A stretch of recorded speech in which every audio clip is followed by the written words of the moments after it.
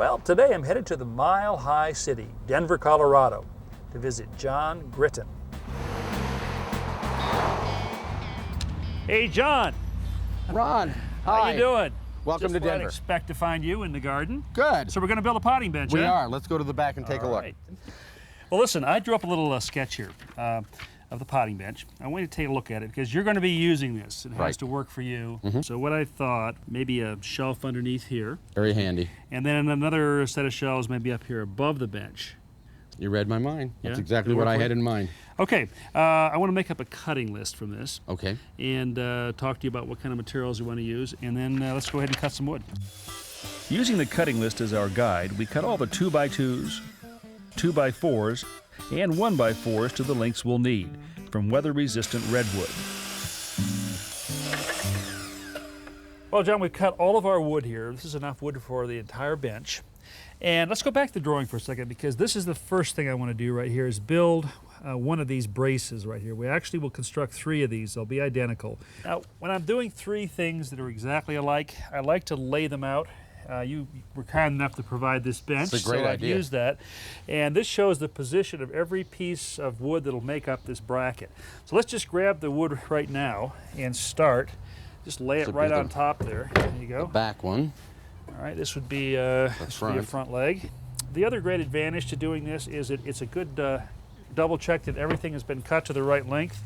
Because if we put something on here and it doesn't fit, that's wrong. then we That's go back right. to the drawing. John, everything's laid out, clamped in place so it won't move around. It's now time to attach these together. I'm going to use a vinyl-coated, rust-resistant decking screw today.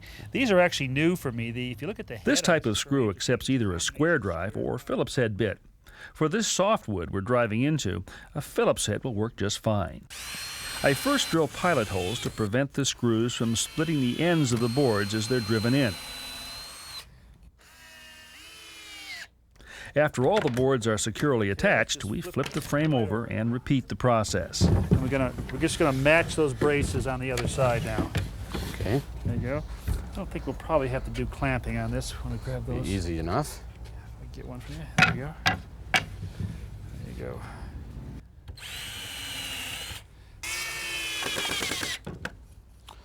Well, here are our 3 frames, left, right, and center. John, why don't you put that one over here for just a second? Yep. What I want to do now is begin to hook these together.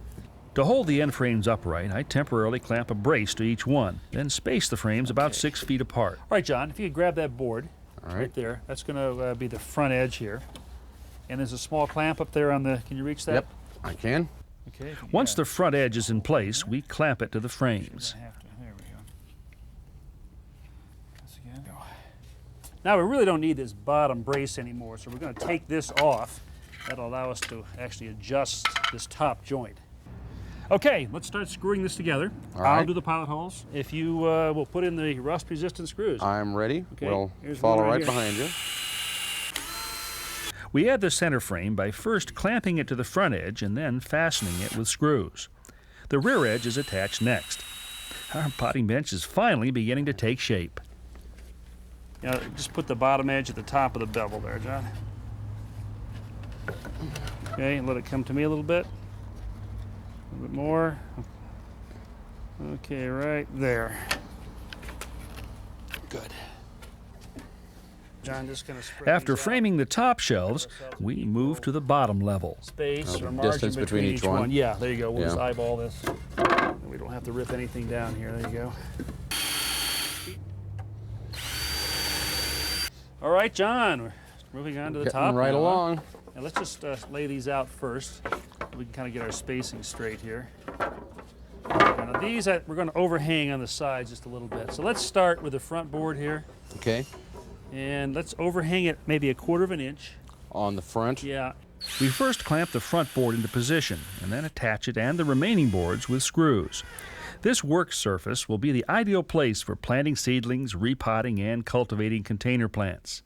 Next, we assemble the upper shelves. Handy, easy-to-reach storage for pots, tools, and supplies. Well, John, it's all assembled. I did, though, promise you someplace to keep your soil and to put your clippings, your cuttings. So this is just a plastic container we got at the Home Improvement Center. I'm going to use this as a template. If you can kind of, giving you kind of a rough mark over there, just align it Okay. there. and I'm going to trace the outside of it.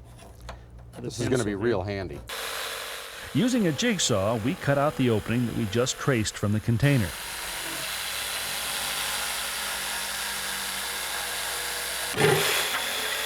Okay, John, this will hold the edge of this plastic bin. Okay, you lined up there? Excellent. Okay, let me put one screw in right here. And that's going to let it sit down further in there, so it'll be Yeah. easier. Exactly. Just it won't be sticking scoop up so stuff in far. it. Right. Okay, John, let's drop this in, see how your jigsawing was. Let's get over here. Yeah. Yep. Oh, There it is. snug fit. Perfect. Well, it didn't take long for John to put his new bench to work. I'd say it's going to suit him just fine. I love it. I will certainly get a lot of use out of it. I'm extremely pleased to have it. Really glad that you guys came and appreciate all that you did to help me out here.